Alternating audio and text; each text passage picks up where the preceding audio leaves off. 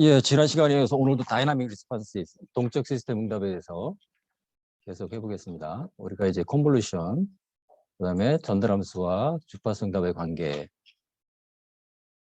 그리고 이제 이런 정연파 응답에 대한 입력에 대한 주파수 응답을 주로 얘기했었고, 그 이론적 근거가 되는 수학적 정리, 오일러 항등식, 오일러스 아이덴티티, 아주 정말 매스매티컬 뷰티를 느낄 수 있는 위대한 식이라고는 얘기도 했었는데, 네, 요거를 이해해야만 그 전달함수와 주파수 응답이 자연스럽게 연결이 되죠. 그래서 오늘은 라플라스 트랜스폼을 좀 보면, 여러분들이 라플라스 트랜스폼의 성질은 뭐 자연스럽게 이제 학습을 하다 보면 알게 되는데, 그 중에서도 이 빨간색 박스를 친 부분은 그 중에서도 더 필수라는 얘기인데, 이거 이제 그 중에 가장 많이 쓰는 게 이거죠. 5번, 6번씩 이제 어떤 함수의 라플라스, 함수 FT의 라플라스 트랜스폼이 FS라고 한다면, 여기 있죠? 그러면 그 미분, 그죠? 그 미분, 여기 이제 제너럴한 M차 미분에 대한 식이 나왔는데, 이거 뭐 굳이 외울 필요 없죠. 요거죠. M차 미분인데, 1차 미분은 이렇게 SFS 마이너스 초기값. 두 번 미분의 라플라스 트랜스폼은 S 스퀘어 FS 마이너스 S의 초기값 마이너스 F 프라임의 초기값. 네, 이렇게 되는 거죠. 이 두 식만 알고 있으면 뭐 문제 없거든요. 그래서 가끔 이제 세 번 미분에 대한 것도 가끔 나오긴 하는데, 네, 그거 뭐 굳이 그럴 필요 없고, 이렇게. 이거는 반드시 알아야 되고.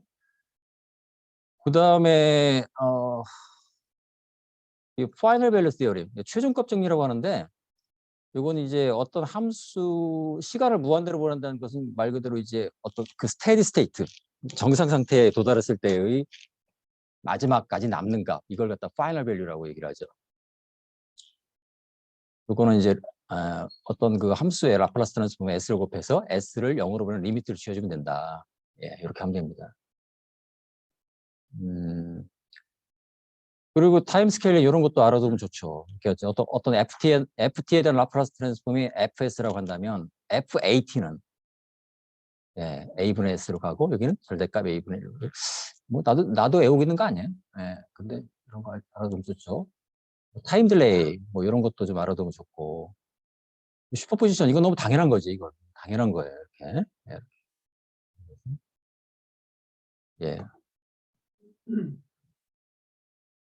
그리고 이러한 기본적인 함수에 대한 라플라스 트랜스폼은 뭐 자연스럽게 여러분들이 이제 그 라플라스 트랜스폼 실제로 접근을 해봐가지고 확인을 할 필요도 있지만 자연스럽게 알 수 있는 거죠.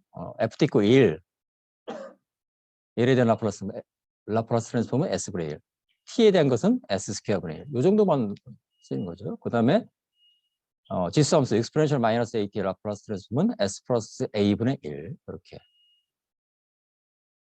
그 다음에 이제 사인, 코사인에 대한 라플라스 트랜스폼. A가 사실 이제 오메가, 주파수에 해당되는 건데, 예, 사인은 S 스퀘어 플러스 A 스퀘어 분의 A, 코사인은 S 스퀘어 플러스 A 스퀘어 분의 S. 요거 외워두면 좋죠. 요거.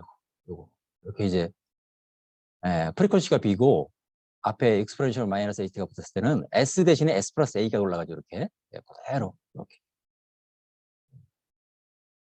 뭐, 요거까지 외워두면 좋은데, 뭐, 머리 복잡해지니까, 뭐, 그렇게 뭐 요것만 알면 요 정도만 알면 거의 여러분들 교과서에 있는 문제를 다 풀 수 있는 그런 문제들이지.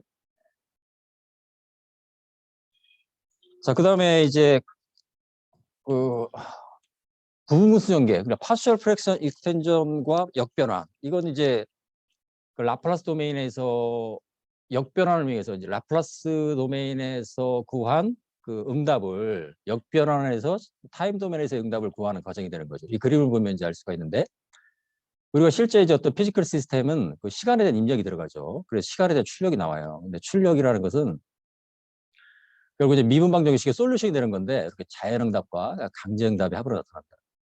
자연응답은 이제 어떤 사라지죠. 이렇게 사라져요. 그래서 영어로 수렴에 들어가고, 강제응답은 입력이 상수면 강제응답도 상수. 입력이 정연파면 강제응답도 정연파.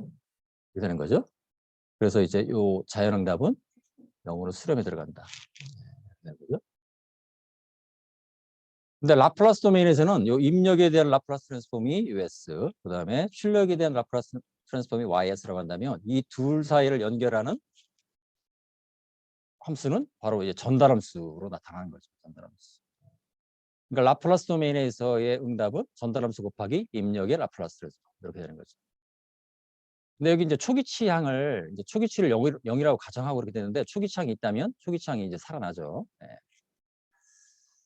그래서 이걸 갖다가 이제 1차 항의 조합으로 분분수 전개를 한 다음에 1차 항들을 역변환하면은 우리가 이제 자연응답과 강제응답의 조합으로 출력을 구할 수 있다. 이 개념이 되는 거죠. 이렇게 라플라스 변환, 역변환 이렇게 되는 거죠.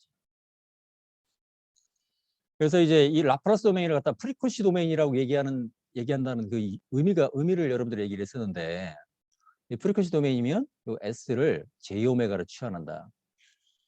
지난 시간에 이제 우리가 그 주파수응답을 유도하면서 왜 S를 J오메가로 치환하는지 그 과정이 있었죠. 여러분들이 조금 힘들 수 있지만 그런 부분들을 분명히 이해해야 됩니다. 그래야만 그때 어떤 피지컬한 그 인사이트를 여러분 받을 수가 있거든. 그런 노력이 좀 필요하다는 거예요. 자, 그래서 여기 이제 하나 예를 들어서 이게 뭐 이그젬플이긴 하지만 여러분들이 가장 많이 만나는 게 이거죠. 2차 시스템. 2차 시스템에 대한 전달함수는 이렇게 돼 있고 그다음에 입력 US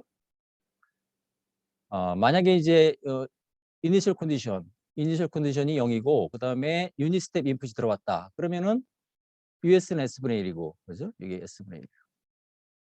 그럼 이제 YS는 이렇게 표현되겠죠?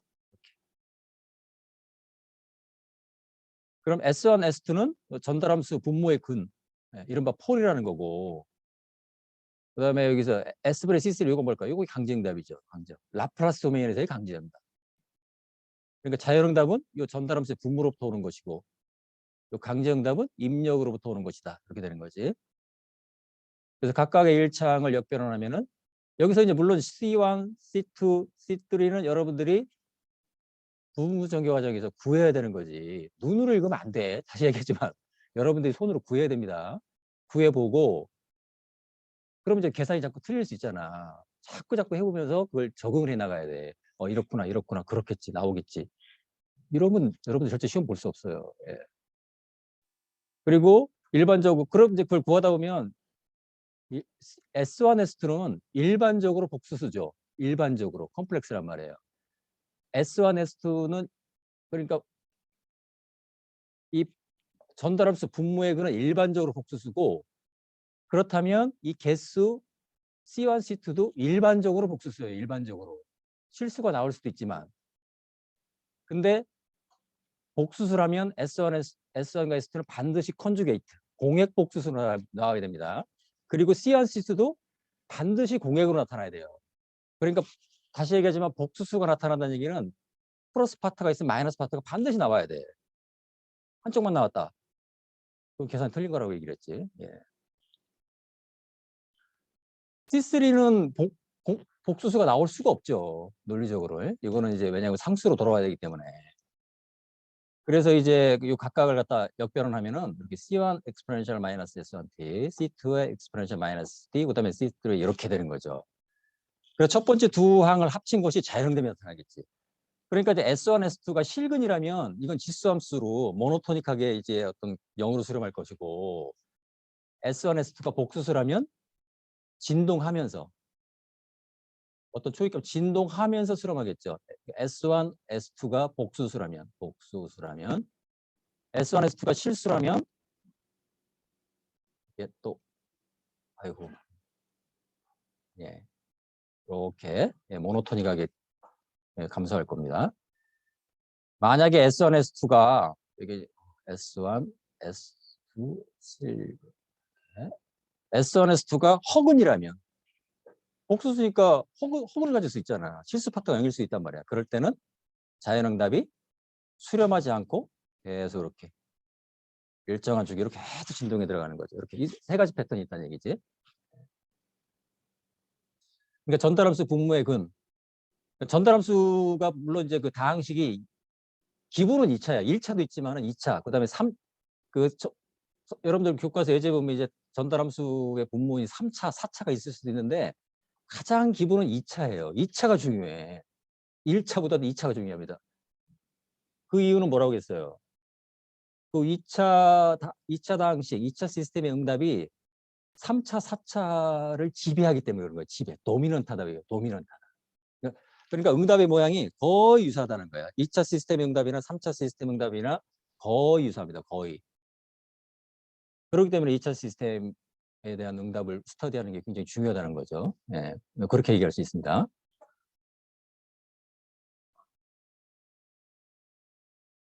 예, 이걸 이제 자세하게 얘기하면 이제 리뷰가 되는 것이고, 아니죠. 오늘 내가 좀 착각하고 있습니다. 오늘 라플라스 트랜스폼. 여기, 물론 지난주에도 비슷한 얘기를 했는데, 이렇게 이제 우리가 부분수전개, 그다음에 역변환에 대해서 이 그림을 여러분들이 잘 이해를, 뭐 머릿속에 이미지가 있어야 되는 거죠. 머릿속에 딱 이미지를 갖고서 이제 그 문제를 접근하면 된다는 거야. 그다음에 파이널 밸류 티어림은 아까 그 라플라스 변환의 정리에서 나왔지만은 이거 간단히 유도할 수가 있어요. 여기 보세요. 자, 여기 이제 SS라고 했는데 이거 스테디 스테이트 SS 이걸로 무한대로 바꿔줬습니다. 그래서 그 파이널 밸류는 어떤 응답의 최종값이에요. 최종값. 이걸 DC 게인이라고도 얘기를 하거든. 조금 다르긴 하는데 끝까지 남는 값. 예, 끝까지는. 그걸 이제 스테디 스테이트라고 얘기를 하는데 스테디 스테이트 정상 상태. 정상 상태 응답이다. 이렇게 정상 상태. 자, 이거 프로프를 볼까요? 여기 자, 우리가 지금 어떤 출력 y의 최종값을 구하는 건데 y 프라임의 라플라스 트랜스폼을 생각을 해보면 y 프라임에 대한 라플라스 트랜스폼은 아까 그 라플라스 트랜스폼의 정리에서 요거였죠? sys 마이너스 y0. 그렇지? 근데 그대로 y 프라임에 대한 라플라스 트랜스폼을 인테그랄 해보면 이렇게 되겠죠? 분명한 사실이지? 그래서 요 왼쪽과 오른쪽에 s를 0으로 하는 리미트를 지어줘라. 그죠? 자, 시간에 대한 적분인데 s를 0으로 보내보세요. 얘는 어디 갈까요? 0으로 보내니까 얘는 1로 가겠지. 그치? 그러니까 y 프라임을 적분하면 인테그랄 0에서 무한대까지 y 무한대 마이너스 y죠. 그렇죠? 오른쪽은 s를 0으로 보내니까 얘는 리미트를 취하니까 리미트 취하니까 이렇게 리미트가 남고 그다음에 초기값은 상수지. 그러니까 얘가 지워지죠. 이렇게. 아주 간단하게 유도되지. 예, 최종값 정리는 이렇게 유도됩니다. 그러니까 어떤 함수 yt의 최종값은 리미트 sys다. s를 0으로 보내는 리미트를 취해주면 값을 얻을 수 있다. 단, 요거 이제 교과서에 어디 구석에 있을 텐데, only for stable system. 그러니까 스테이블 시스템, 그러니까 수렴하는 경우면 성립한다. 가끔 수렴하지 않는 함수에 대해서 이걸 적용하면 엉뚱한 답이 나옵니다. 그러니까 수렴할 때만 성립하는 거예요. 그리고 DC 게인이라는 것은 뭐냐면은 그 스테디 스테이트에서 그러니까 무슨 얘기냐면 과도응답이 사라진 다음에 이 스테디 스테이트에서 입력과 출력의 비 이걸 갖다가 이제 우리가 DC 게인이라고 불러요. DC 게인. 이거 내가 이게 조금 고쳤는데 이 업데이트 안 하는 파일을 지금 보고 있는 것 같네요. 여기 그러니까 보면은 요만큼이 여러분들 내가 올린 PDF는 이거 과동답이라고 표시돼 있지. 근데 나는 이걸 갖다가 그거랑 지난주 걸 그냥 갖고 왔네. 조금 표시를 했거든. 여기 보면 이 과동답이죠. 여기 과동답 구간이고 요구가 이제 정상 상태. 이 과동답은 자연응답이 0으로 사라질 때까지의 구간을 우리가 과도 구간이라고 해요. 과도 구간. 트랜전 리스폰스라고 얘기를 하죠.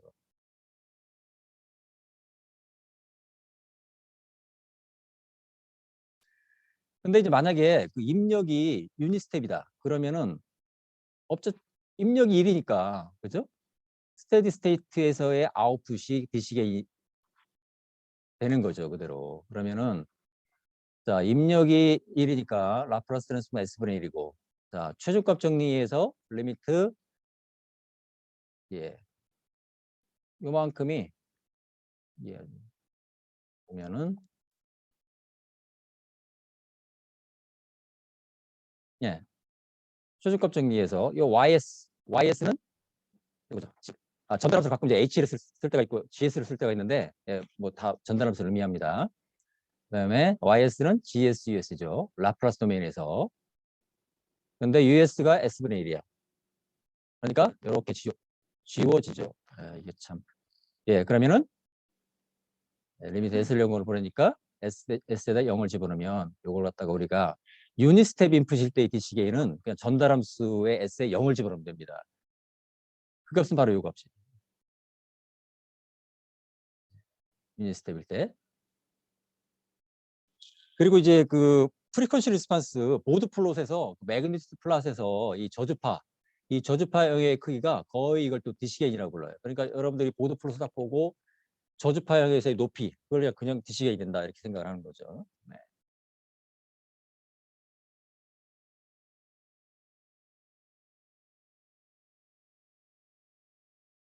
네, 그다음에 뭐 이건 뭐 반복되는 내용인데 라플라스 트랜스폼을 이용한 그 상미방의 해 그런 얘기인데 교과서 예제예요. 교과서 예제에 보면은 이렇게 이제 y2 프라임 플러스 y 이꼴 0 입력이 0이죠. 입력이 없는 경우예요. 근데 대신 초기치 포지션 초기치 알파 빌라스티 초기치 베타가 주어졌을 때 이 응답을 구하라. 그러니까 입력이 0이니까 여기서의 응답은 자연응답밖에 없겠죠. 자연응답밖에. 입력이 0이니까 입력이 없으니까 강제응답은 없잖아. 강제응답은 없어. 그래서 양변의 라플라스 트랜스폼을 취해주면 자 y2 프라임은 이렇게 되죠. 예, s 스퀘어 ys 마이너스 sy 제로 마이너스 y 프라임 제로. 그 다음에 yt의 라플라스 트랜스폼은 라지 ys 이렇게 되고 입력은 없으니까 여기 되고 자 이걸 묶어주면 이렇게 되겠죠. y 프라임 y 제로는 알파 y 프라임 제로는 베타 초기치죠. 그러니까 이제 y는 포지션 y 프라임 벨라시티 이렇게 생각하면 편해. 예, 일단은. 예. 그러면 이걸 정리해주면 YS는 알파의 S 스퀘어 플러스 1분의 S, 베타의 S 스퀘어 플러스 1분의 이걸 역변을 해주면 되죠. 근데 여기서 보면은 여기 다 썼네요. 이건 여러분들이 바로 역변할 수 있잖아. 네, 이렇게. 오메가가 1인 코사인, 이건 오메가가 1인 사인. 나는 무조건 1창으로 전기해서 할 거다. 그래 되지. 이렇게 1창으로 전기해주면 이렇게 1창으로 전기할 수가 있고 AB를 여러분들이 통분해서 구할 수 있겠지. 예, 일반적으로 AB는 복수수, 공액 복수수 나타날 겁니다. 그래서 역변을 취해주면 여기에 다시 오일 항등식을 적용해 줘야 되겠죠. 예, 이거는 exponential jt는 코사인 t 플러스 j 사인 t. 이거는 코사인 t 마이너스 j 사인 t. 이걸 정리해 주면 허스 파트는 플러스 마이너스에서 사라져야 됩니다. 예, 계산했는데 남으면 계산이 틀린 거라고 얘기했지. 이렇게 이제 역변환을 이용해서 여러분들이 미방해를 구할 수 있는 간단한 예제가 되는 거고 여기 이제 다이렉트 솔루션이라고 돼 있는데 이건 여러분들이 이제 어떤 그 수학 뭐 공학 수학이나 이런 과목에서 미방의 해를 구할 때 보통 이렇게 구하죠. 먼저 이제 그 솔루션을 이렇게 지수함수로 가정하고 이걸 또 호모지니어스 솔루션이라고 해요. 호모지니어스. 그러니까 이제 이 선형 미방에서는 항상 이 솔루션이 이러한 함수 형태를 띈다 그런 얘기죠. 이런 형태를 위배하지 않는다. 예, 그래서 그걸 호모지니어스라고 얘기해요. 그럼 이걸 갖다가 오리지널 미방에 딱 집어넣으면 여러분들이 이러한 S 스퀘어 플러스 1이라는 다항식 얘는 항상 0이 아니죠. 그러니까 얘가 0이어야 되지. 그러니까 여기서 S 두 개의 근 플러스 마이너스 J를 얻을 수가 있다. 일반적으로는 복수수근을 갖는다. 네, 일반. 근데 여기서는 어떻게 돼요? 복수수근이 아니라 그냥 허근이죠. 이것도 그러니까 이제 복수수근에서 실수 파트가 0이면 허근이라고 부르고 복수수근에서 허수 파트가 0이면 우리가 그걸 실근이라고 부르지. 일반적인 법은 복수수근, 컴플렉스. 그래서 컴플렉스라고 하는 거예요.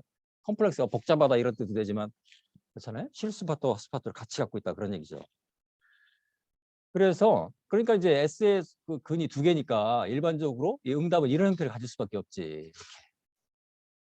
그래서 여기서 C1, C2를 이제 초기치에서 결정해주면 C1, 초기치가 알파벳으로 주어졌으니까 이거 C1, C2 결정할 수 있겠죠? 예. 동일하게 그런 응답을 구할 수가 있다.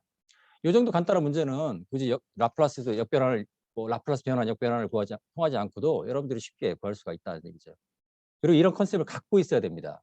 자연응답과 강제응답이라는 그 개념을 여러분들이 그 머릿속에 두려면 이런 다이렉트 솔루션에 대한 개념도 머릿속에 있어야 돼요. 네. 그래서 또 이걸 정리했는데 이게 이제 제너럴의 말을 붙였죠. 이건 추가 정리한 건데 왜냐면 이제 제너럴하다는 얘기는 이렇게 A1 Y 프라임 이게 있겠지. 그죠? 우리 교과서에서는 이해제를 줬는데 이해제를 주면 더 좋은 거지. 그리고 입력도 있는 거죠. 이렇게 입력 UT가 있는 거예요. 이렇게. 그죠? 일반적으로 있는 거죠. 일반적으로. 그러니까 동일하게 이제 양변의 라플라스를 변화를 취해주면 우리가 정리를 이렇게 해주겠지.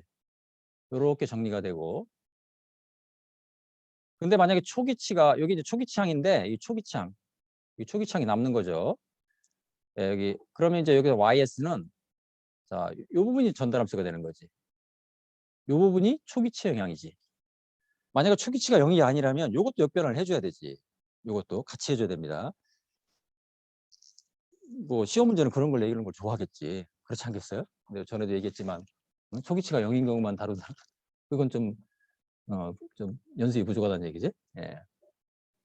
만약 어쨌든 이건 이제 초기치를 0으로 가정하는 것은 이제 전달함수를 정의하기 위해서 깔끔하게 정의하기 위해서 초기치를 일단 0으로 가정하는 겁니다. 그러면 이제 YS는 HS, GS 이렇게 여러분들이 지금까지 이제 전달함수를 이제 끌어낸 거고,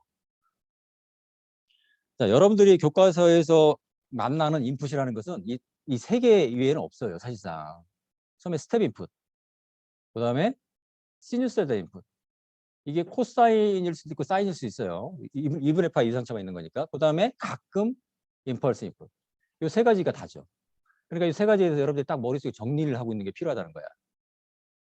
자, 스텝 인풋에 대해서 응답을 구해오면 자, 지금 2차 시스템이니까 전달함수, 그 다음에 요건 내가 저기 또 틀렸네요. S분의 A가 되겠죠? UT 있고 A니까 S분의 A. 여기도 UT가 A 코사인 오메가 T니까 여기에 앞에 A가 붙어야 되겠죠? 이렇게. 임펄스 인풋의 정의는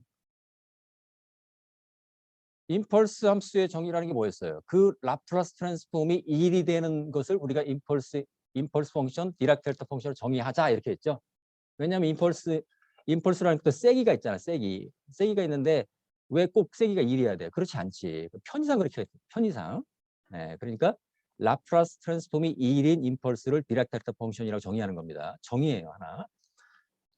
우리 교과서에 그런 예제가 없는데 만약에 임펄스의 세기가 100인 뭐 이럴 수도 있단 말이지. 그럴 때는 이제 그 임펄스의 크기가 100이란 얘기니까 곱하기 100을 해주면 되겠지. 그리고 이제 스텝 인풋도 보통 이제 유닛 스텝 인풋이 많이 나오는데 일반적으로는 A가 1이 아닐 수 있지. 뭐 10일 수도 있고 100일 수도 있고 그렇다는 얘기입니다. 네. 자, 그래서 스텝 인풋에 대해서 쭉 전개를 해주면 자, 동일한 얘기입니다. 이렇게. 폼은 똑같은데 요 S1, S2가 요 예제에서는 이렇게 플러스 마이너스 J의 어떤 허근인 두 개가 나왔는데 여기서는 S1, S2가 일반적으로 이제 복수수근이 나오겠죠. 그래서 자, S1, S2가 실근이면 단조 감소할 것이고 S1, S2가 복수수근이면 진동하면서 감소할 것이고 S1, S2가 허근이다. 그러면 계속 진동만 하겠죠. 이 경우죠? 이 경우. 여기에 보면은 그러니까 이 경우는 이 자연응답, 강제응답은 없는데 자연응답이 이렇게 진동하는 어떤 초기치. 이걸 정확히 그려보면 y 프라임 초기치가 알파고 또 초기 속도를 주는 경우는 잘 없어요, 사실상. 초기 속도를 주는 경우는 흔하지는 않는데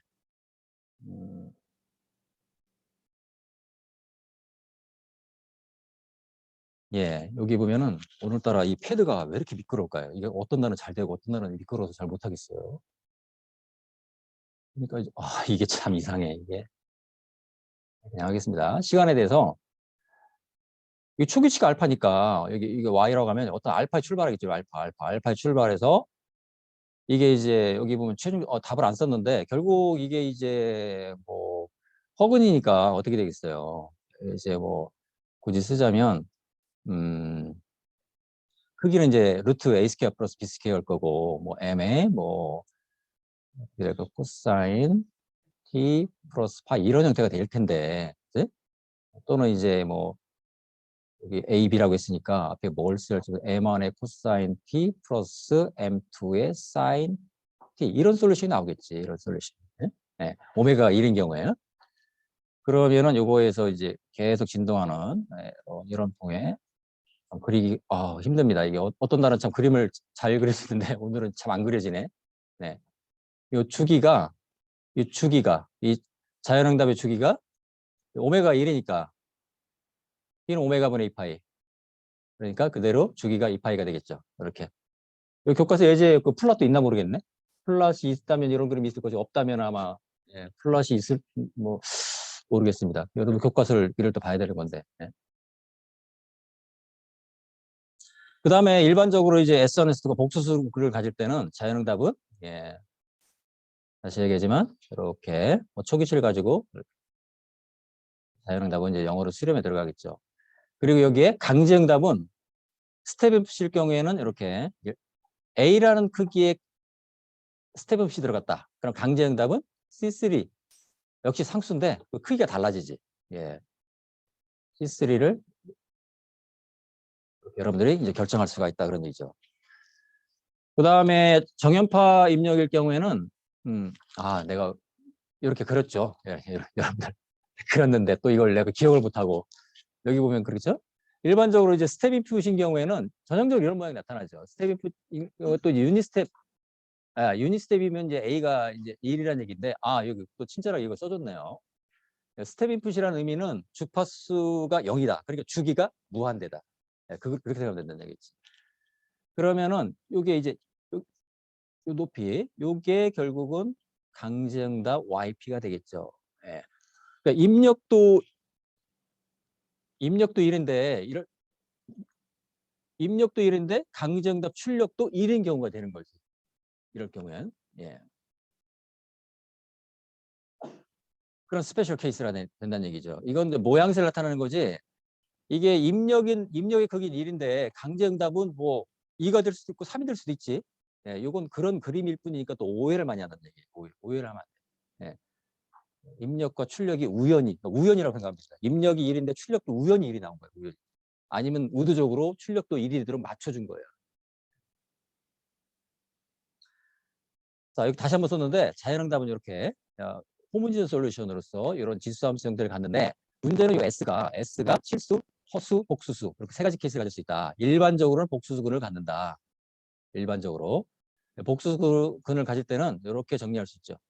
그래서 실수 파트를 빼내서 익스포넨셜 마이너스 시그마 t로 묶고 나머지 파트는 이제 이렇게 코사인 정연파로 진동하는 그런 모양을 갖는다.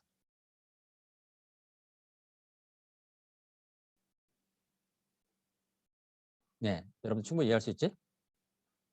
굳이 따진다면 이렇게 되겠죠. 만약에 S가 만약에 실근이라면 무슨 얘기예요? 시그마만 있고 오메가는 0이라는 얘기지. 이건 0이라는 얘기잖아. 오메가 0을 집어넣어봐요. 이건 A, 얘는 0이잖아. 그러니까 얘만 남겠지. 허근이라면 어떻게 될까? 시그마가 0이고 오메가 D만 남는다는 얘기잖아요. 그러면은 시그마 0을 집어넣어서 이거 어떻게? 이거 1로 가겠지. 얘만 남겠지. 뭐 구분할 수 있잖아. 그렇게 진동만 난다 그런 얘기죠. 그다음에 이제 정연파 입력을 넣었을 때는 이런 폼이 될 텐데 정연파 입력 중에서도 여기 보면 이제 그 진폭이 1이고 오메가가 10인 경우의 그림인데 자 여기 보면 이제 그 교과서에 이 그림이 있기 때문에 이 그림을 가져온 것 뿐이에요. 여기 보면 Y1이 여기 이제 자연응답인데 이게 자연응답이 요건 이제 이 그림에서는 자연응답이 이렇게 오실레이션 하는 경우였고 이 두 번째 그림은 자연응답이 이렇게 단조 감소하고 있죠. 이렇게 이게 자연응답이거든. 그러니까 이건 아마도 이 전달함수가 이런 어떤 1차인 경우 또는 2차이더라도 실근만 갖는 경우 그런 경우가 되는 거지. 거기에다가 이제 입력으로서 정연파가 들어가는 경우란 말이에요.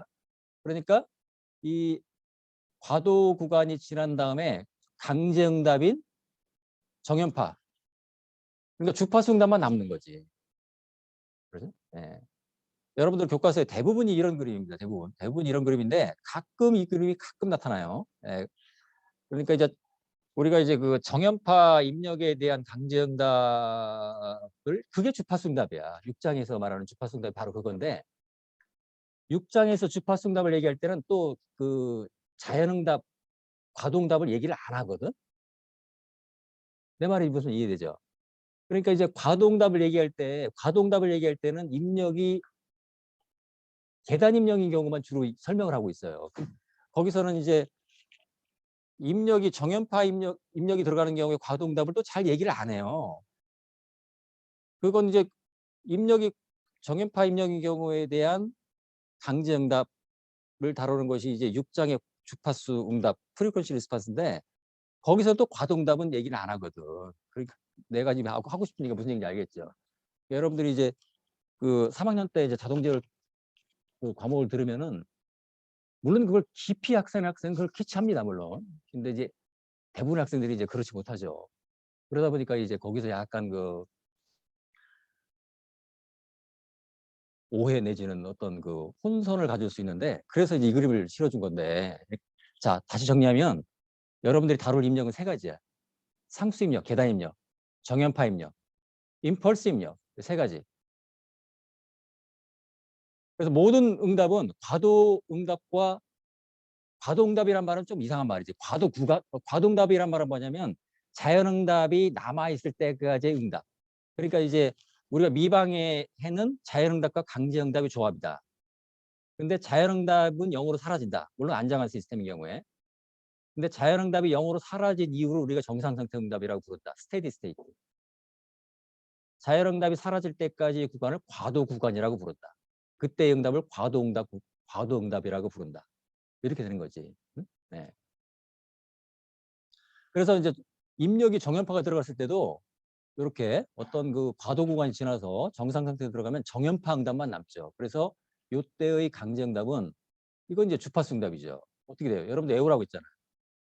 A, M 오메가 A 코사인 오메가 T 플러스 파이 오메가. 자, 이 M 오메가는 전달함수의 크기, 이 파이 오메가는 전달함수의 위상. 네, 그렇게 일단 외우고 여러분들 유도할 수 있어야 되겠고, 네, 그런 얘기를 했었죠. 네. 6장에서 나오는 그림은 요 전 그림을 안 그립니다.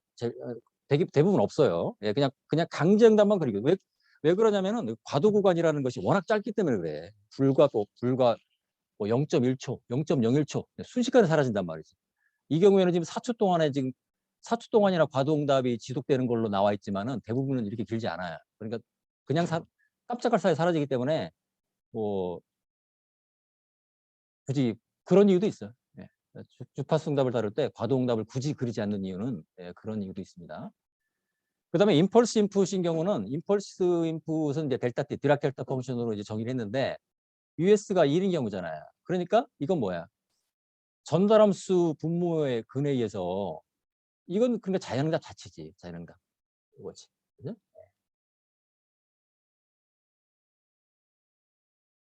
이 자연응답에다가 강제응답을 더한 것이 바로 이 그림이죠. 또 예. 이 그림이죠. 예. 계단 입력인 경우 주파수 이게 참 오늘따라 이거 헤드가 예. 스텝 인풋 정연파 딜레이 있습니다. 그다음에 이거 참 그다음에 임펄스 인풋. 계속 지금 리스트가 부족하단 말이 나오는데 이거 좀 지금 온라인 들어온 학생들 어떻게 잘 들립니까? 네. 네.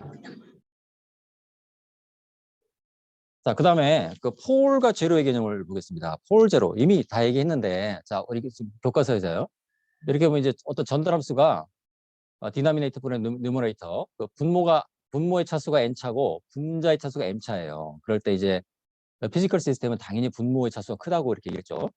그래서 이제 분모를 갖다 1차 패로 이렇게 소인수 분해를 하면 이렇게 이거 부팅을 다시 하고 싶은데 이거 어떻게 할지 모르겠다.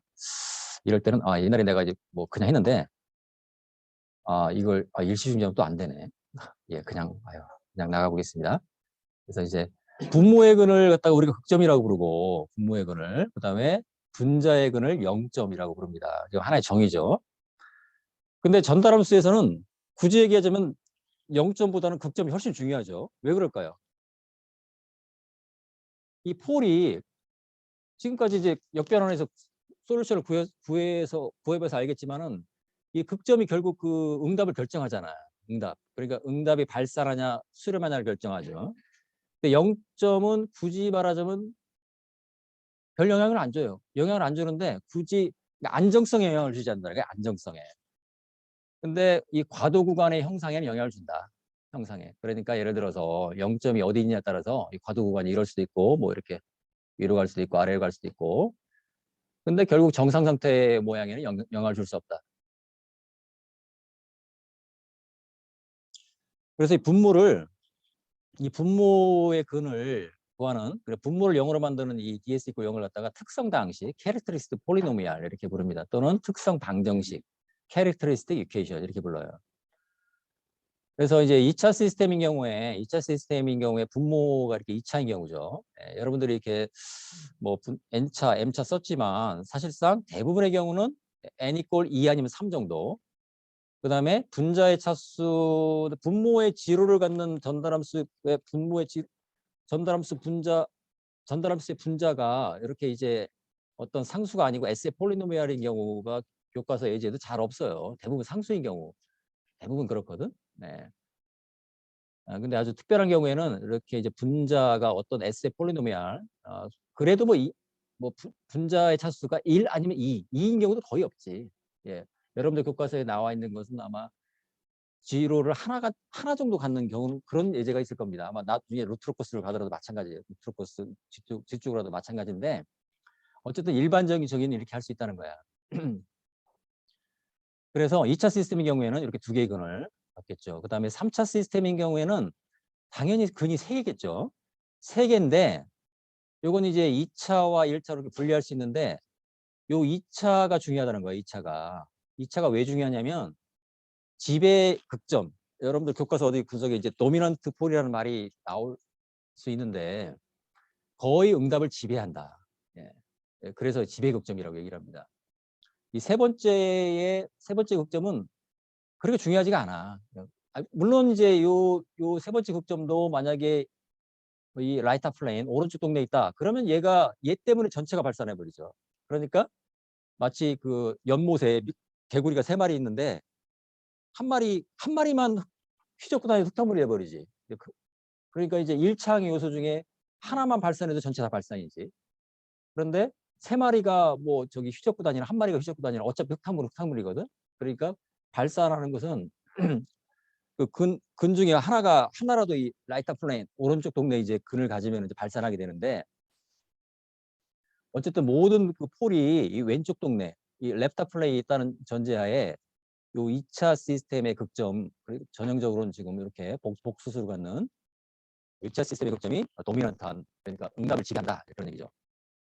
네, 극점은 과도응답 형상 및 안정성에 영향을 준다. 안정성에. 이거 내가 노트북을 리부팅을 하고 왔어야 되는데. 네. 그 다음에 이 부분은 교과서에서 이제 폴제로에서 여러분들 교과서에 설명이 있는데 이걸 좀 슬라이드 뺄까 하다가 또 아쉬워서 넣습니다. 근데 요거를 여러분들이 좀 잘 이해할 필요가 있는데 어떻게 보면 여러분들이 그 이미 자동제어나 기계지동에서 레조넌스, 어떤 그 공진 주파수라는 개념을 여러분들이 배웠죠. 근데 이게 전달함수의 폴의 위치로서 그걸 설명을 하고 있는 거거든. 그러니까 너무 수준이 높아요, 이 설명이. 그래서 이제 그런 게 굉장히 딱 읽으면은 지난번에도 표현했잖아요. 상당히 그 설명이 고급지다고. 그런데 이제 처음에 이걸 배운 학생들은 이게 잘 캐치하기가 힘든 개념일 수 있다는 거지. 그런데 이제 어쨌든 가보면, 자, 여러분들 전달함수를 여기까지 왔어요. 근데 여기 이제 폴제로 개념이라는 건 이제 뭐 분모의 근, 분자의 근, 심플하단 말이야. 근데 이 분모의 근을 보면은, 자, 보세요. 여기 이제 트랜스 펑션이 있는데, 일단 라플라스 도메인에서는 US가 들어가서 YS가 나오는 거지. 근데 YS는 전달함수와 입력의 그냥 곱이죠.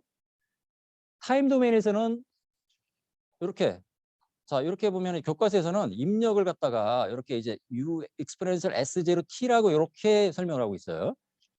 근데 이게 또 왜 말이 되냐면은 만약에 S0가 0이면 어떻게 돼요?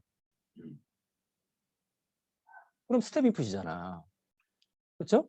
그러니까 이제 근데 이제 교과서에서 프리퀀시 S0 이렇게 얘기를 하는데 봅시다. 그래서 이제 일단은 이렇게 입력을 갖다가 지수함수로 가정하는 것은 S0가 0이면 스텝 인풋, S0가 오메가면은 S0가 어떤 프리퀀시를 갖는 그러니까 입력이 어떤 프리퀀시를 갖는 정연파가 되려면 S0는 호수. 여기 있죠. 요거.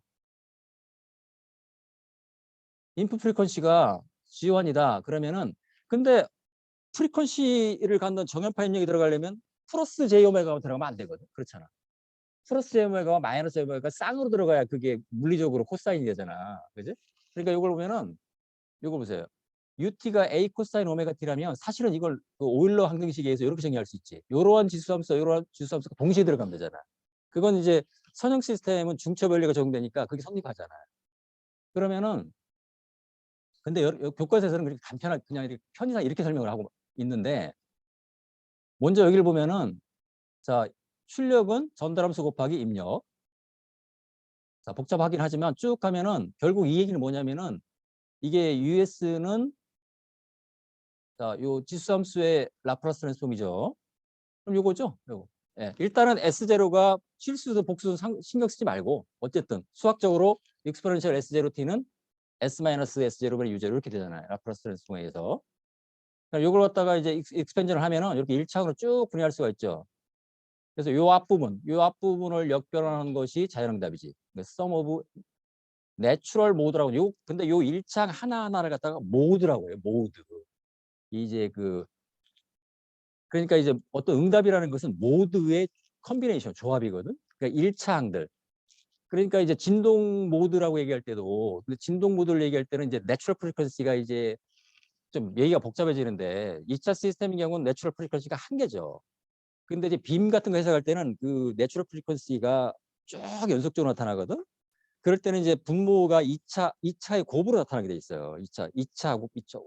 그러면 이제 오메가 1, 오메가 2, 오메가 3 내추럴 프리퀀시가 쭉 나타날 수 있는데 그 이제 모델로 보면 이제 럼프드 매스 해가지고 매스가 한 개, 두 개, 세 개 달면은 그거에 따라서 이제 분모가 2차 곱으로 연속 나타나는데 그럴 때 보통 이제 그걸 갖다 모드라고 얘기를 해요. 모드.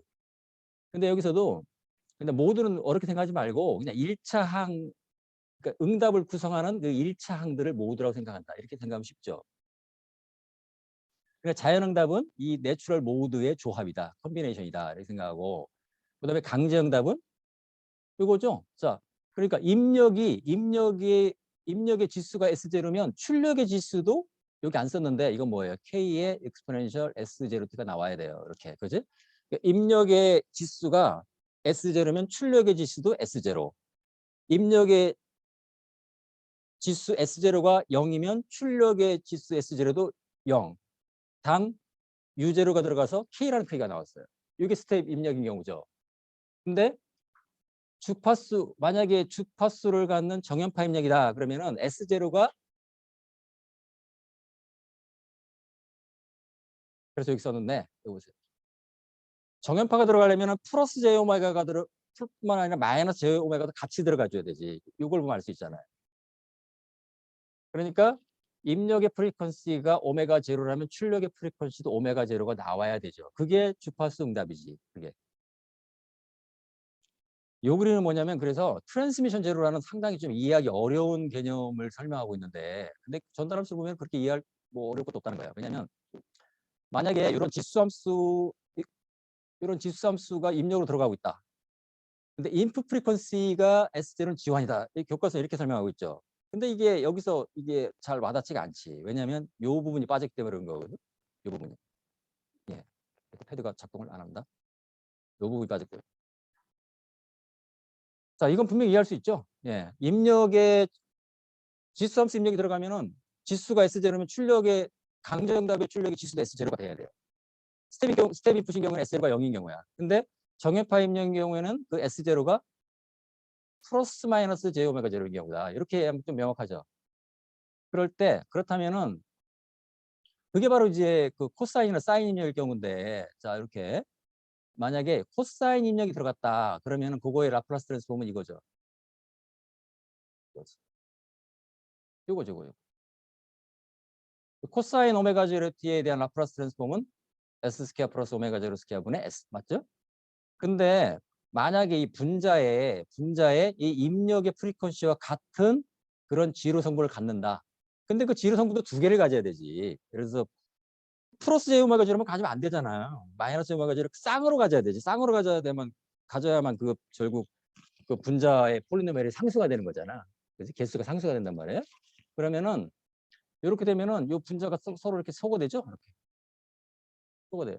소거되니까 어떻게 돼? 강정 1차항으로 전개할 때 강제응답 파트가 없어졌잖아. 그러니까 이런 걸 갖다가 트랜스션 제로. 그러니까 입력은 들어가는데 강제응답은 안 나타나. 아주 뭐 실제로 여러분들이 시뮬레이션에서 이런 걸 확인하면 좀 재밌겠죠. 솔직히 나도 이거 시뮬레이션에서 확인해 본 적 없거든. 당연히 그냥 소거되니까 강제응답 안 나타나겠구나 이렇게 받아들이고 마는 거지. 여러분들 혹시 뭐 시뮬레이션 해서 나중에 나한테 좀 알려줬으면 좋겠다. 무슨 얘기냐면은 자, 전달함수에 이 입력의 프리퀀시 오메가 제로와 동일한 성분을 갖는 그런 일차항들이 있다. 근데 일차항 플러스 j 오메가 제로 마이너스 오메가 제로 두 개를 가져야 된다고 얘기했어요. 예. 그러면은 이럴 때 어떻게 하는 게 좋을까? 이걸 끄고 다시 하는 게 좋을지. 예, 그냥 하겠습니다. 이렇게 어떤 입력이 들어가는데 이 출력은 물론 자연응답이 있겠지. 자연응답이 사라지고 그다음에 응답이 안 나타나. 이런 경우를 말하는 거죠. 그러니까 열심히 입력을 막 흔들어주면서 정연파로 들어가고 있는데 출력을 가만히 있어요. 안 나타난다. 그래서 이제 제로가 그냥 통과하고 만다. 그러니까 트랜스미션 제로라고 얘기를 하거든. 뭐 여기서 보면은 뭐 분자가 이렇게 분모 분자가 딱 소거되니까 금방 알 수 있죠. 그러니까 강제응답으로 나타날 일창이 없잖아. 그러니까 강제응답은 없어요. 이렇게 얘기할 수가 있고 반대로 이거는 여러분들이 이미 경험한 레조넌스 프리퀀시라는 개념이거든. 만약에 입력의 프리퀀시가 인풋 프리퀀시가 PI라고 표현했는데 예. 교과서에 이렇게 설명을 했죠. 근데 PI가 아니죠. 이게 내가 좀 잘못한 것 같은데. 예. 이 얘기는 무슨 얘기냐면은 그러니까 분모의 근이 분모가 이 전달함수의 분모가 이걸 보통 내추럴 프리퀀시라고 얘기를 하는데 이런 거죠. 설명을 하면 이렇게 되는 거죠. 이 전달함수의 분모의 근과 같은 지수를 갖는 입력이 들어가면 그때는 공진이 나타난다. 그러니까 무슨 얘기냐면 전달함수의 이거 하나 예를 들었는데 전달함수가 이렇게 요거 전달함수의 폴이 J오메가n J오메가는 있으면 반드시 마이너스 J오메가는 있어야 돼요. 하나만 있으면 안 되는 두 개가 같이 있어야 되지. 이 두 개를 곱하면 어떻게 될까? 분모가 이렇게 S 스퀘어 플러스 오메가 N 스퀘어 이렇게 나타나겠죠? 요거와 요 오메가 N과 동일한 오메가가 들어가면 이 경우죠. 요거. 그러니까 요 오메가는 뭐냐면은 이거 이제 이 그림을 이렇게 그리는 걸 좋아하는데 오메가 N분의 오메가. 이 오메가는 외부 입력의 주파수예요. 그러니까 정연파 입력의 주파수, 외부 입력의 주기죠. 오메가 N은 시스템의 고유 진동수. 그러니까 그 전달함수의 분모의 근이죠. 그러니까 전달함수의 분모의 근과 동일한 주파수의 입력이 들어가면 그때의 강제응답의 매그니튜드는 그러니까 이제 댐핑이 없는 경우는 무한대. 댐핑이 있기 때문에 이렇게 무한대로 가지는 않지. 예. 그게 바로 주파수 응답이지. 그러니까 여기 보면은 이 강제응답에서 이 오메가가 그러니까 일부러 이제 그 입력 주파수 오메가 그걸 구분을 했는데 여러분들이 실제로 이제 이걸 1차원으로 전개해서 K1과 K2를 구해 보면 그게 결국 주파수 응답을 구한 거지. 내가 참 이상한 말을 자꾸 반복하는데 그럼 요 K1, K2를 구해서 정리하면 이런 폼으로 나타날 수밖에 없다는 거지. 이렇게. 이게 이제 어떤 정연파 입력에 대한 강제응답으로서 뭐 주파수 응답이라고 부르는 거죠. 그럴 때 요 M 오메가와 파이 오메가를 결정하면 이제 우리가 시간 응답을 구할 수가 있는데 파이 오메가 또 이거 합성해야 되죠. 이 M 오메가는 이런 모양을 갖는다. 이런 모양. 그러니까 외부 입력의 주파수와 그 시스템의 고유진 등수. 시스템의 고유진 등수라는 것은 전달함수의 분모의 근, 즉 폴이죠, 폴. 근데 그 폴이 플러스 마이너스 공액으로 나타날 때 그게 우리가 그걸 갖다 고유진 등수라고 그런단 말이지. 오늘 내가 설명이 잘 안 되네. 이상하게 말이 꼬이고 여러분들이 글쎄 모르겠습니다. 근데 보면은 여기 보면 이제 그 전달함수를 갖다가 분모가 3차인 경우를 예를 들었는데 일단 이거 생각 안 해도 돼요. 이거 생각 안 해도 돼요. 이거 생각 안 하고 2차인 경우만 생각하면은 S 스퀘어 플러스 오메가 스퀘어분의 1 이게 전달함수야. 이게 HS야. 이게 HS가 이거 지금 반응을 안 하네요. 헤드도 오늘따라 작동을 안 하고 지금 이런 경우로 생각하면 됩니다. 이런 경우로 생각하고. 근데 이제 이렇게 되면 이제 그 폴은 플러스 마이너스 제오메가일 거잖아. 근데 입력 주파수는 플러스 마이너스 제오메가 되겠죠. 이렇게. 자, 원래는 이제 이렇게 익스포넨셜 S0 할 때 입력이 들어간다고 했는데 다시 얘기하지만 주파수 입력이 들어간다는 것은 S0가 플러스 마이너스 J 오메가.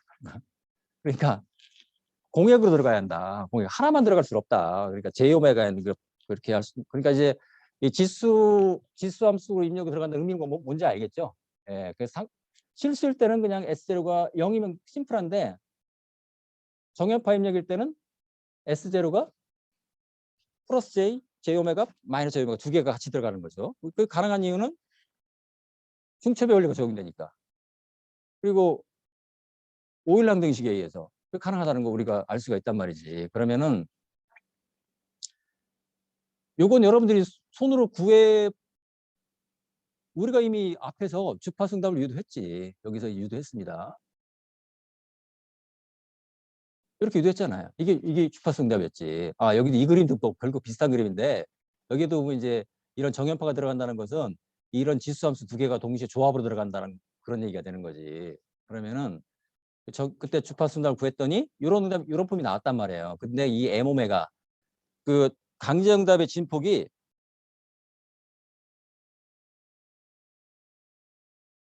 이렇게 된다는 얘기지. 이렇게 여러분들이 많이 봤던 그림. 그러니까 특히 이것도 이제 댐핑이 없는 경우를 예를 들었는데 사실을 이제 보통 이제 우리가 이렇게 ASB분의 뭐 이렇게 요 댐핑 텀이 있기 때문에 이렇게 무한대로 올라가지는 않죠. 그래서 이제 이게 이제 A가 0인 경우가 바로 이 케이스가 되는데 실제 물리적으로는 이런 시스템은 존재하지 않죠. 미케니컬 시스템은 항상 댐핑이 있을 수밖에 없어요. 기본적으로 프릭션이 있기 때문에 프릭션. 예.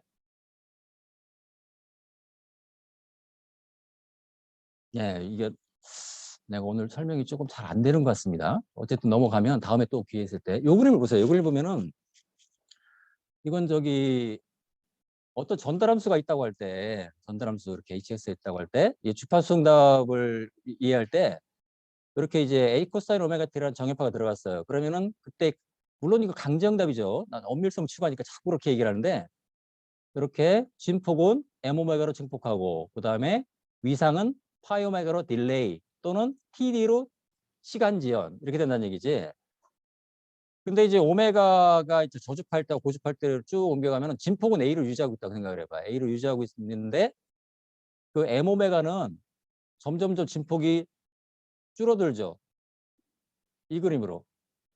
그러니까 어떤 컷오프를 기준으로 이 저주파일 때와 고주파일 때의 진폭이 결국은 이제 이 M 오메가가 여기 보면 이제 0.01이면 그 진폭이 100분의 1로 줄어든다 그런 얘기잖아. 그러니까 여기서 예를 들어서 10이라고 하면 뭘까요? 진폭이 10배로 늘어난다는 얘기죠. 그러니까 이걸 갖다가 이제 이쪽에서 바라보면 이렇게 이제 옆뼈를 딱 바라보면 그 정연파의 피크를 딱 바라보면 이게 오메가 1, 2, 3, 4를 갖다 집어넣었을 때 피크 4개가 보이겠지 이렇게. 이걸 쭉 연결하면 이게 바로 매그니튜드 플랫이 되는 거죠. 그러니까 이쪽은 타임축이고 이쪽은 오메가 축이에요. 그래서 이쪽을 바라보는 계측기가 이른바 오실로스코프라는 거고 이쪽을 바라보는 것이 스펙트럼 분석기, 스펙트럼 애널라이저. 대표적인 계측기 두 개가 있는 거죠. 예. 스펙트럼 분석기 쓸 일이 거의 없지 사실. 예.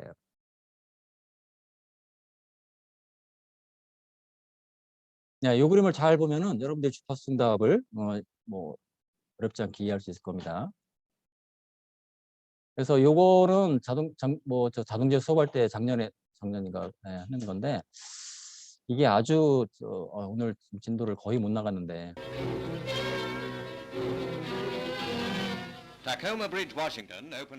이게 옛날에 1940년도에 타코마 브리지, 그 시애틀 밑에 있는 도시죠. 이게 무너진 그 영상인데,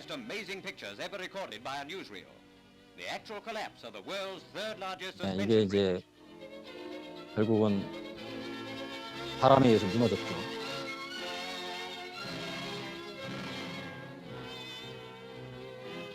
여러분들 그 링크 걸은 거 하나씩 다 보세요. 네, 재밌는 영상들 내가 걸어놨으니까.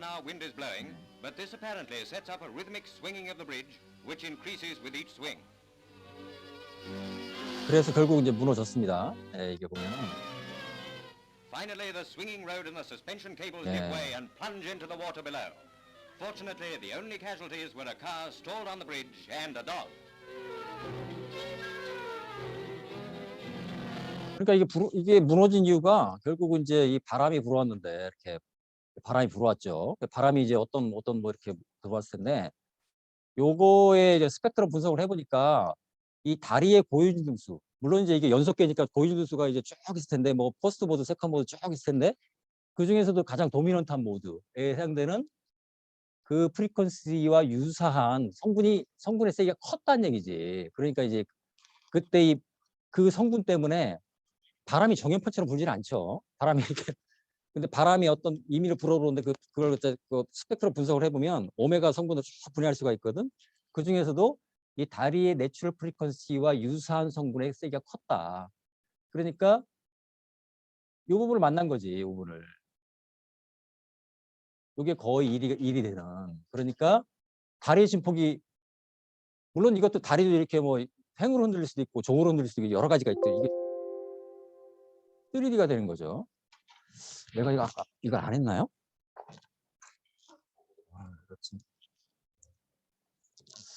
오늘 조금 정신이 없네요. 예, 하여튼 정리하자면 전달함수의 분자익은 그 지로와 유사한 프리퀀시에 입력이 들어가면 입력은 나타나지 않는다. 소거관계에서 여러분들이 확인할 수가 있다. 전달함수의 분모액은 즉 폴과 유사한 프리퀀시에 입력이 들어갈 때는 반대로 공진 현상이 나타날 수 있다. 대표적인 것이 바로 이 타코마 브릿지의 예로 아주 리얼한 영상을 봤습니다. 그 다음에 여러분들 매트랩을 이용해서는 스텝 함수를 이용하면 스텝 입력에 대한 이런 어떤 응답을 구할 수 있죠. 여러분들 맨랩 그 펑션 사용법은 숙제를 하면서 차근차근 하도록 하고, 그 다음에 스텝 인풋이 아닌 경우 LCM이라는 펑션을 쓸 수가 있는데, 일단은 인풋을 이렇게 디파인 해줘야겠죠. 그러면은 이렇게 정의된 입력에 대해서 여러분들이 또 이렇게 어떤 그 응답을 구할 수가 있습니다. 네, 블록 다이어그램은 뭐 간단하게 시리얼인 경우에는 곱하라, 패러럴인 경우는 더하라. 실제로 여러분들 필요한 건 이 경우인데, 피드백인 경우에는 피드백 시스템의 전달함수는 이렇게 1 플러스 룹 게인분의 피드포드 게인, 이걸 이른바 메이슨룰이라고 부르는데 간단합니다. 1 플러스 룹은 뭐냐면은 피드백 룹 삥 돌아서 이 룹 안에 걸리는 모든 전달함수 다 곱해요. 요거 G1, G2 이렇게 되겠죠. 그다음 피드포드 패스는 뭐냐면은 입력에서 출력까지 거쳐가는 길에 있는 모든 전달을 다 곱해. 여기 지원밖에 없죠. 이렇게 되는 거죠. 여기 요 그림 보면은 컴펜세이터, 컨트롤러의 전달함수가 KS고 플랜트가 GS고 센서가 HS라면 룹 게인은 어떻게 될까요? 이렇게 곱하면 KGH. R에서 Y로 가는 피드포스 패스에는 KG밖에 없죠. 가끔은 요 앞에 뭐가 있는 경우도 있거든. 그럼 그걸 곱해주면 돼. 자, 1 플러스 룹 게인분의 피드포드 게인.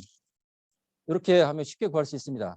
물론 여기서 LR 정해서 L하는 뭐 R 마이너스 H 뭐 어떻게 될까? HY 그다음에 U는 뭐 K의 E 뭐 이렇게 Y는 G의 이런 식으로 해서 조합해서 하면 또 이 결과가 나와요. 간단히 구할 수 있는데 이 메이슨 룰을 머릿속에 담고 있으면 여러분들 쉽게 전달함수로 페로프 시스템의 전달함수를 구할 수가 있다.